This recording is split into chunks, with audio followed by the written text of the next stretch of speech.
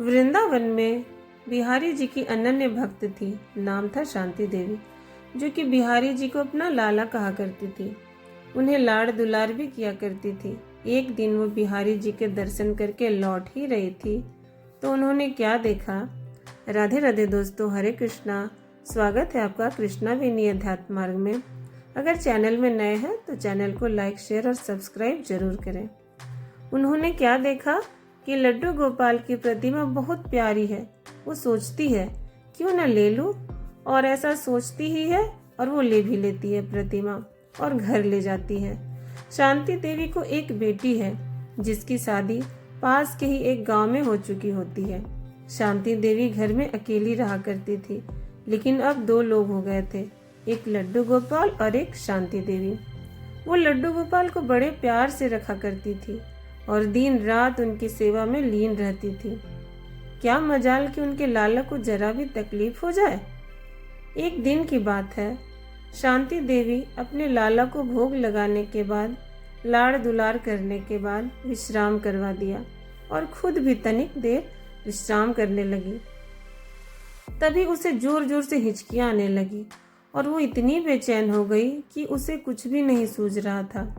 और वो दौड़कर लड्डू गोपाल जी के पास पहुंच गई और बिठा के, लल्ला कि तुम मुझे याद कर रहे हो? क्या बात है लल्ला, बोलो। ओहो मेरे लल्ला, डर गए हो, गलती हो गई, मैंने अकेले कमरे में छोड़ दिया तुम्हें। अब चलो साथ में बैठते हैं और राधे राधे भजते हैं, ठीक है? और बातें करने लगी। तभी अचानक शांति देवी की बिटिया उसके घर आ गई, जिसका विवाह पास ही के गांव में किया हुआ था। तब शांति देवी को हिचकियां रुक गई, अच्छा महसूस करने लगी। तो उसने अपनी बिटिया को सारा किस्सा सुनाया कि कैसे वो हिचकियों में बेचैन हो गई, लेकिन बिटिया ने सारा श्रेय अपने ऊपर ले लिया। बिटिया ने कहा कि माँ, मैं तुम्हें सच्चे मन से याद कर रही थी, उसी कारण तुम्हें हिचकियां आ रही थी। और अब देखो माँ, जब मैं आ गई हूँ तो तुम्हारी हिचकियां भी बंद हो चुकी हैं। शांति देवी ध्यान से उन बातों को सुनती रही और हैरान रह गई कि ऐसा भी भला होता है। तब बिटिया ने कहा, हाँ माँ, ऐसा ही होता है। जब भी हम किसी अपने को सच्चे मन से याद करते हैं तो हमारे अपने को हिचकियां अपने आप आने लगती हैं। तब शांति देवी ने सोचा कि मैं तो अपने ठाकुर को हर पल याद करती रहती हूँ, यानी कि मेरे लाला को भी हिचकियां आती होंगी। हाय मेरा छोटा सा लाला हिचकियों में कितना बेचैन हो जाता होगा। ऐसा वो पूरी रात सोचती रही।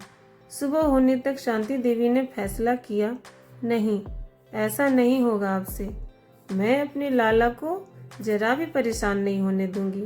और उसी दिन से शांति देवी ने ठाकुर जी को याद करना छोड़ दिया।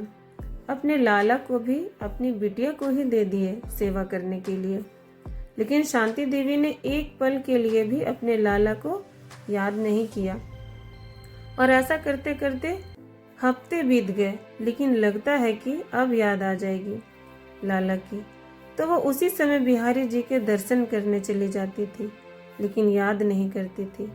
और फिर एक दिन जब शांति देवी सो रही थी तो साक्षात ठाकुर जी श्री बांके बिहारी जी शांति देवी के सपने में आते हैं और शांति देवी के पैर पकड़कर कहते हैं, मैया, ओ मैया, ऐसे पुकारते हुए खुशी के आंसू रोने लगते हैं। शांति देवी फौरन जाग जाती है। वो तुरंत उठकर राधे राधे करते हुए रोने लगती है और कहती है कि लाला, मेरे प्रभु, आप तो उनको भी नहीं मिल पाते जो समाधि लगाकर निरंतर आपका ध्यान करते रहते हैं। फिर मैं पापिन, जिसने आपको याद भी करना छोड़ दिया, आप उसे दर्शन देने कैसे आ गए, मैं समझ नहीं पाई। तब बिहारी जी ने मुस्कुराकर कहा, हे माँ, आप बहुत भोली हो।